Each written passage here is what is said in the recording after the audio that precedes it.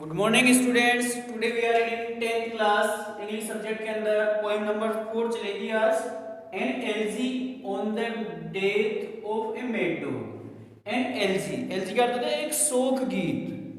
On the death of a mad dog यानी एक पागल कुत्ते की मृत्यु पर शोक गीत। एक पागल कुत्ते की मृत्यु पर शोक गीत। इस कविता के बारे में हम पढ़ते हैं आगे।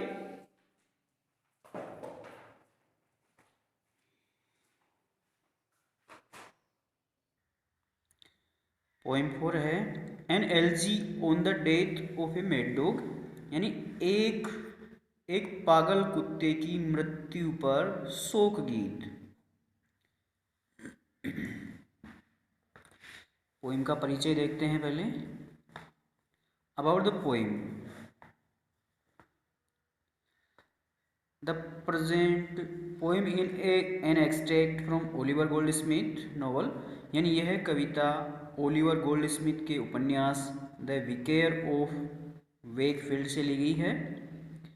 It mourns the death of a mad dog यानी यह एक पागल कुत्ते की मृत्यु पर शोक करती है, दुख प्रकट करती है। And is called an LG और इसे शोक गीत कहते हैं। इन ए हिस्टेरिकल वे यानी इसे इस प्रकार के गीत को शोक गीत कहते हैं, दुखद गीत कहते हैं। An elegy is a poem which express sad feelings over the death of a friend यानी इस प्रकार की यह जो शोक गीत है, यह कविता एक मित्र की मृत्यु के ऊपर दुखद भावनाओं को व्यक्त करती है। ऑफ एन इम्पोर्टेंट पर्सन, जो एक बहुत ही महत्वपूर्ण व्यक्ति था और उसके या एक महत्वपूर्ण व्यक्ति या किसी मित्र के मृत्यु के ऊपर यह दुख की भावनाएं प्रकट करती है। The poet describes friendship between a man and a dog यानी यह कवि एक मनुष्य तथा एक कुत्ते के बीच मित्रता का वर्णन करता है। At first they got along well, पहले तो वे दोनों साथ साथ रहते हैं। But after some time they begin to quarrel, लेकिन कुछ समय बाद वे झगड़ने लगते हैं, लड़ाई करने लग जाते हैं। एंड बिकम एनिमीज, और आपस में एक दूसरे के शत्रु बन जाते हैं। The dog goes made and bytes the man, the dog goes made यानी वह कुत्ता पागल हो जाता है। एंड बाइट्स द मैन, और उस व्यक्ति को काट देता है। द टाउन्स पीपुल लेमेंट, गांव के कस्बे के लोग विलाप करने लगते हैं। That this good man must die wretched death, कि यह भला आदमी अब अवश्य ही मर जाएगा। Betrayed by the ungrateful cur that he had trusted, यद्यपि वह इस प्रकार से विश्वास नहीं करता कि कुत्ते के काटे जाने पर यह व्यक्ति अवश्य ही मर जाएगा। कॉन्ट्रेरी टू द प्रेडिक्शन यानी भविष्यवाणी के विपरीत, द टाउन पीपुल, जिस प्रकार से कस्बे के लोग भविष्यवाणी करते थे उसके विपरीत, द मैन हैज़ रिकवर्ड, वह व्यक्ति ठीक हो गया। And the dog has died, और वह कुत्ता मर गया। थस समथिंग अनयूजुअल हैपेंड, इस प्रकार से कुछ असामान्य घटना घट जाती है।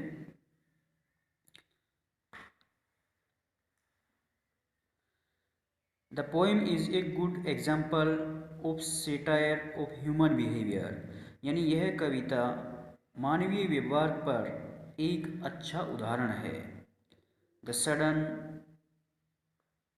Reversal of situation it in the end of the poem makes the satire bitter यानी कविता के अंत के अंदर जो सिचुएशन आती है वह एक व्यंग्य है। The man believed to die recovers, एक व्यक्ति जो मरने में विश्वास करता है, रिकवर्स, वह व्यक्ति ठीक हो जाता है। And the dog cursed for decent dies, और वह कुत्ता जो मर जाता है। The man under the mask of innocence proves fatal to the innocent animal. वह व्यक्ति एक भोले भाले जानवर के समान बिल्कुल सीधा साधा सा व्यक्ति था और वह बिल्कुल ठीक हो जाता है। अब आगे इस पोइम को देखते हैं।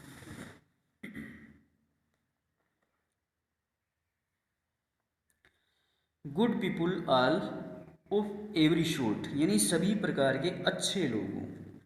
Good people all of every sort, सभी प्रकार के हर तरीके के अच्छे लोगों। गिव ईयर, गिव ईयर का अर्थ होता है ध्यान से सुनो। अनटू माई सॉन्ग, सभी प्रकार के अच्छे लोगों मेरे इस गीत को ध्यान से सुनो। गिव मी अनटू, अनटू का अर्थ हो जाएगा की ओर, माई सॉन्ग, सभी प्रकार के अच्छे लोगों मेरे इस गीत को ध्यान से सुनो, यानी मेरे इस गीत की ओर ध्यान दो। And if you find it wonders salt, और यदि आपको इसमें कुछ थोड़ा सा भी आश्चर्यजनक, वंडर्स यानी आश्चर्यजनक, and if you find it wonders, यदि आपको इसमें थोड़ा सा भी आश्चर्यजनक होते हैं या किसी अद्भुत चीज़ की कमी महसूस होती है, it can not hold you long, तो यह आपको अधिक समय तक बांधे नहीं रह सकता। सभी प्रकार के अच्छे लोगों मेरे इस गीत को ध्यान से सुनो। And if you find a wonder salt, यदि आपको मेरे इस गीत के अंदर थोड़ा सा भी आश्चर्य नज़र आता है, थोड़े से भी अद्भुत की कमी नज़र आती है, it can not hold you long, तो यह गीत आपको अधिक समय तक बांधे नहीं रह सकता। In Islington there was a man, यानी इस्लिंगटन शहर के अंदर एक व्यक्ति रहता था। In Islington there was a man, Islington शहर के अंदर एक व्यक्ति रहता था। Of whom the world might say, जिसके बारे में ये संपूर्ण दुनिया कह सकती थी। इस्लिंगटन नामक शहर के अंदर एक व्यक्ति रहता था और जिसके बारे में ये संपूर्ण दुनिया कह सकती थी, that still a godly rest be ran, that still a godly race he ran, कि वह still a godly race be ran whenever he went to pray, यानी वह कितना भला अच्छा आदमी है जो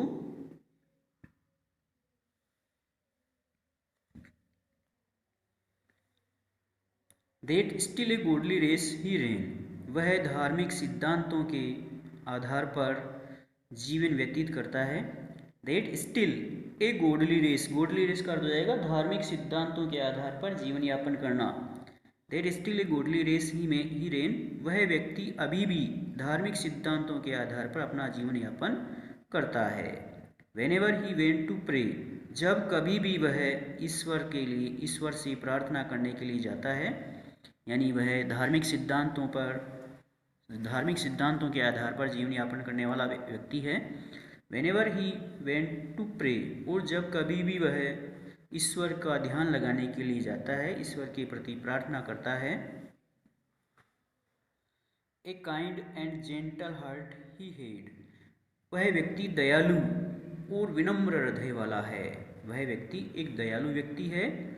and gentle heart he head, और उसका हृदय बिल्कुल विनम्र था। टू कम्फोर्ट फ्रेंड्स एंड फोज, यानी वह मित्रों और दुश्मनों को उनके दुखों के अंदर सांत्वना देता था। कम्फोर्ट्स यानी सांत्वना देना, तसल्ली देना। टू कम्फोर्ट फ्रेंड्स एंड फोज, वह अपने मित्रों को और अपने दुश्मनों को बुरे दिनों में सांत्वना देता था। The naked every day he clad, निर्वस्त्र व्यक्तियों को वह प्रतिदिन कपड़े पहनाता था। When he put on his clothes, जब वह अपने कपड़े पहनता था तो उसका यह विश्वास था कि वह अन्य लोगों को प्रतिदिन कपड़े पहनाता है। जब कभी भी वह कपड़े पहनता था तो उसका यह विश्वास था कि वह अन्य लोगों को रोजाना कपड़े पहनाता है। आगे कल पढ़ाएंगे।